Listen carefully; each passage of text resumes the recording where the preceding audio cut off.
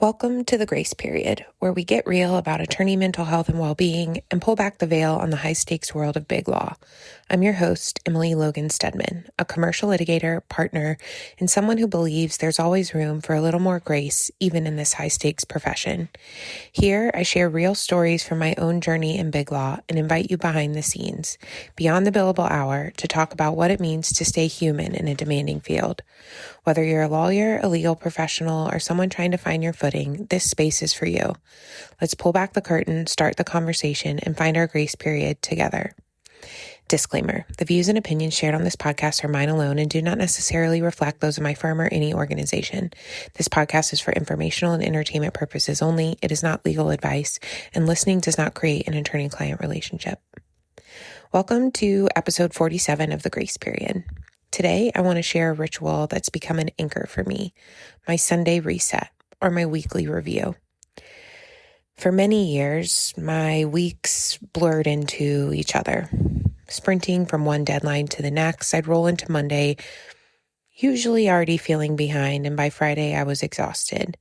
But over time, I realized that intentional planning, even just a short session, could make a world of a difference. So what does my Sunday reset look like? It's part reflection, part planning, and part self-care. Here's how I approach it. First, I review the week that just ended. What went well? What felt off? What do I need to carry over from last week into next week? I'll take notes, and I try to do this with no judgment, just honest, spontaneous reflection. I might celebrate a win, or I might even notice a pattern I want to change. Then I look at the week ahead.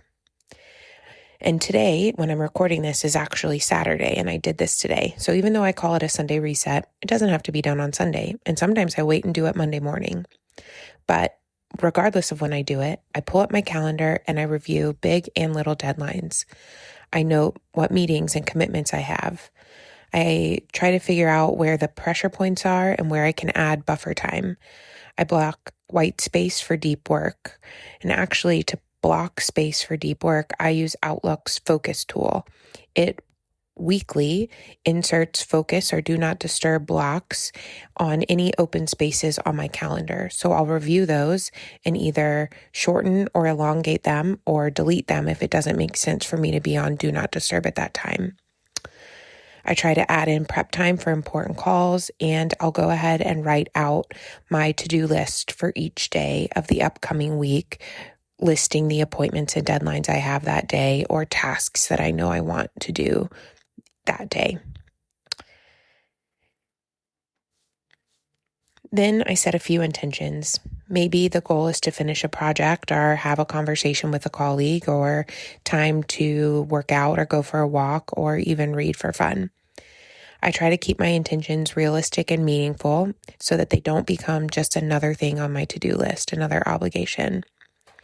Finally, when I have time and the mental capacity, to be honest, I prep my LinkedIn and Instagram content for the week. I map out posts in advance. I try to draft them and even schedule them ahead of time. And this just takes one more thing off my mental plate. If I have the time on Saturday or Sunday and I look into the week and there's anything I feel like I have the energy to do now and get it off my plate, I do it. Again, the magic here is that it's not rigid. It's not about perfection. It creates space to breathe, regroup, and step into the new week with intention. It helps me keep the Sunday scaries at bay because I know what I'm walking into on Monday. I know what to expect, and I'm being proactive rather than reactive. So many of us reach a point where we're overwhelmed and feeling excessively reactive. So I encourage you to try to find your own version of this ritual. I do many versions of this every day when I close out and look at tomorrow's calendar and enter my time. These small moments, no matter what day of the week they are, no matter what time of day they are, help me pause, reflect, and plan so that I'm in control. I'm steering my week, not just surviving it and reacting to what comes. And again, this can take 10 minutes. It can take 2 hours. It is your choice. It is your time.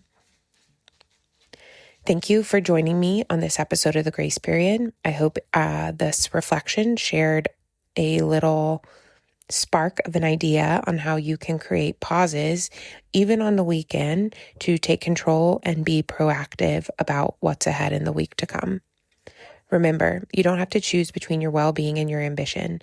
By setting boundaries, building supportive habits, and giving yourself permission to pause, you can thrive in law and in life. Until next time, take care of yourselves and each other. That is the path to our grace period. Disclaimer: the views expressed here are solely my own and do not represent the official policy or position of my firm or any organization. This podcast is for informational and entertainment purposes only. It is not professional or legal advice, and it does not create an attorney-client relationship.